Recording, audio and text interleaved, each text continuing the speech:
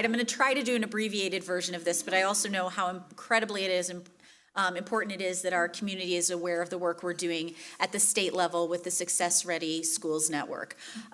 So we are one of 25 school districts who were selected to be a part of the system design zone for the Success Ready Schools Network. And essentially what the Success Ready Schools Network is, it started as a grassroots movement around redesigning assessment, knowing that the current assessment system we have as a state, the MAP program, is antiquated. It's a one-time-a-year autopsy. It doesn't really focus assessment for learning and to support learning and student growth and development, but rather a way to really just be a straight-up accountability measure with little impact specifically to students. So statewide, there was a consortium, the Missouri Assessment Partnership, with every region of the state, various urban, suburban, rural districts representing, saying we need to make a change in what we're doing in terms of the systems of learning within the state of Missouri.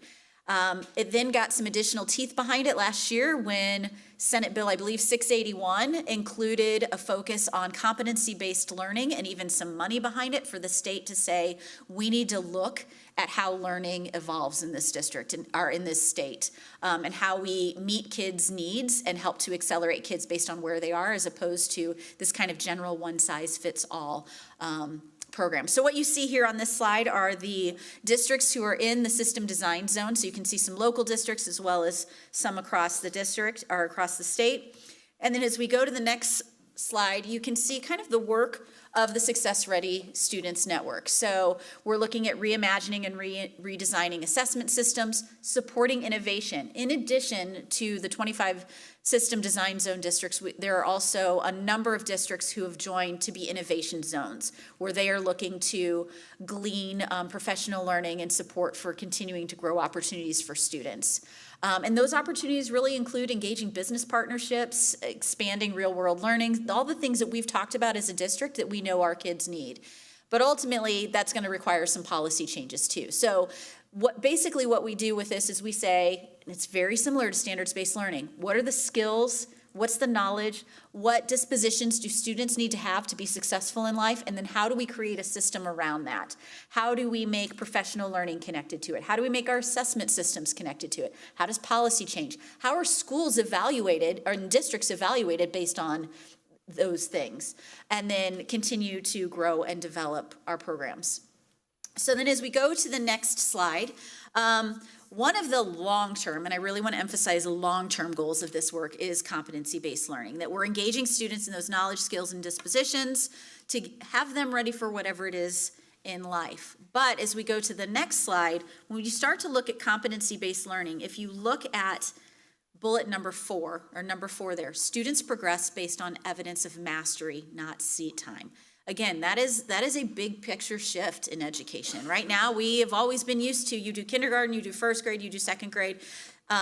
We are far from a system that looks different, but there are models out there that exist, some within our own current programs. PEGS would be a perfect example of a competency-based program for our exceptionally gifted students, where they pace and move forward outside of a traditional grade span that we see in place. But when you look at the state's goals with the Success Ready Schools Network, you can really see the work that we've been doing as a district over the past few years.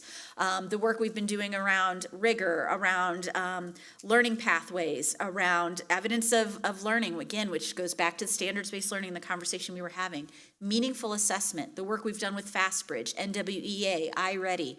We take those assessments, we look at that data, and we use that data to influence individual students. So continuing to further that work, not just at our district, but throughout the course of the state. And the next slide kind of gives a little bit of a graphic detail about what I was referencing with regard to when you start to look at blurring the lines between grade levels. We're used to what we see on the right, like primary grades, early childhood, those are those foundational skills. And then once you get into intermediate grades at the elementary, into middle school, you're looking more at course content, readiness for high school. And then high school, you're starting to look at post-secondary readiness. But it's all very delineated by this grade, this grade, this grade. How do we start to blur the lines so students can move in a way that's meeting their needs? And that's the work we've been doing as a district. That's part of personalized learning, but then it has broader implications for how you set up systems in schools that, again, take time, and that time starts with having really good systems with proficiency scales, with assessments, and that's the work of this particular network. I will say, I mentioned Marzano earlier.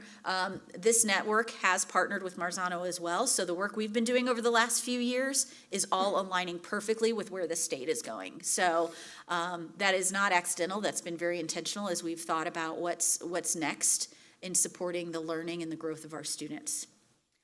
So the next slide just really kind of gives kind of a breakdown of those different pieces and those different elements of where the group is working right now.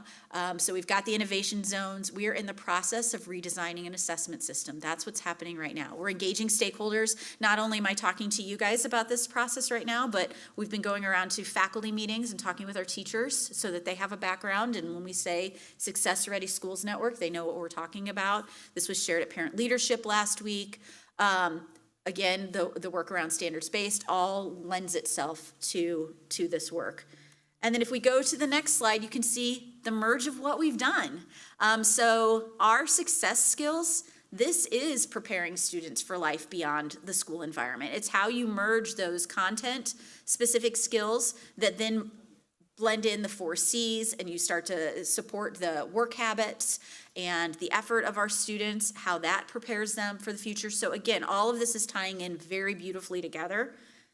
And when we go to the next slide, an example of a proficiency scale. How can we say that a student's ready to accelerate or needs additional support if we don't have a really clear way to delineate where they are right now in their learning?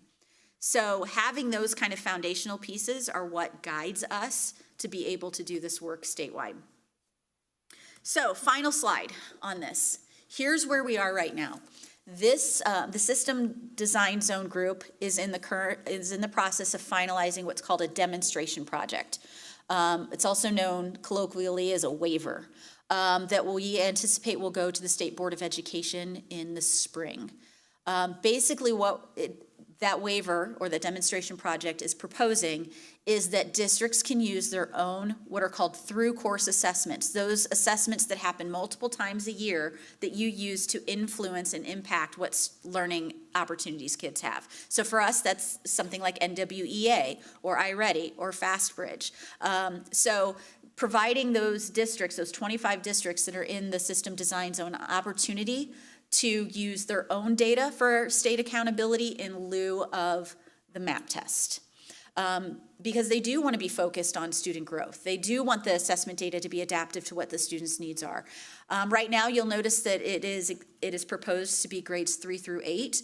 There's an opportunity to expand that into high school. We have end of course exams at the high school level right now. I predict that those will remain an accountability measure, but there's an opportunity in the future to expand that into high school assessments as well. If that is approved, here's what practically happens for us as a district. We will still give the MAP test because while we might have a state waiver, we don't yet have a federal waiver. So while the federal government allows for innovative assessment opportunities, we have to do some shoring up of what that system looks like at the state level first before we can propose a waiver at the federal level. So if the waiver is accepted, students would take the MAP test this year, but it would not count for state accountability. We would instead be looking at developing some type of dashboard with our own internal metrics. And then from there, we would expand to the federal waiver. But that's where we are right now, kind of the background of the work. There are a lot of different legs to this work, but the short term starts with you have to have a good assessment system to measure where kids really are in order to be able to grow all of these other opportunities.